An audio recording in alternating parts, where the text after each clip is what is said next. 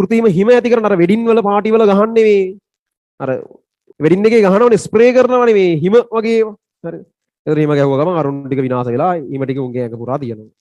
ටික වෙලාවකින් මොකද වෙන්නේ? දැන් ගහලා කැත වෙලා ඉන්නේ උන් ටික හිම ගහගෙන. ටික වෙලාවකින් උන් ආයෙ ලස්සන වෙනවා. ලස්සනට කියන්නේ හිටිය ගානට වෙනවා. හරි. හිටියට වඩා ලස්සන වෙන්නේ නැහැ. හිටපු ගානට උන් ලස්සන වෙනවා. ඇයි ඒ? දැන් ඇත්ත හිම ගැහුවොත් එහෙම ඔයාලා නිකන් අපි වෙඩින් වල අපි එහෙම බොරු හිම ගහන්නේ. අපි රියලිස්ටික් වෙන්න ඇත්තම හිම ගහනවා. දැන් අරුන් දෙනවල ගහනවා ඇත්ත හිම.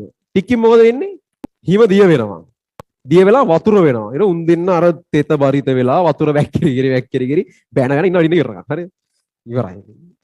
දැන් අර බොරු හිම එක කාබන් ඩයොක්සයිඩ් වලින් හදන හිම එකෙන් මොකද්ද වෙන්නේ?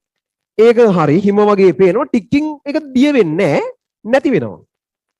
නැති වෙනවා කියන අතුරුදහන් වෙන්න බෑනේ. ඔය වෙන්නේ මොකද්ද? ඒවා කාබන් ඩයොක්සයිඩ් වලින් හැදිලා තියෙන්නේ.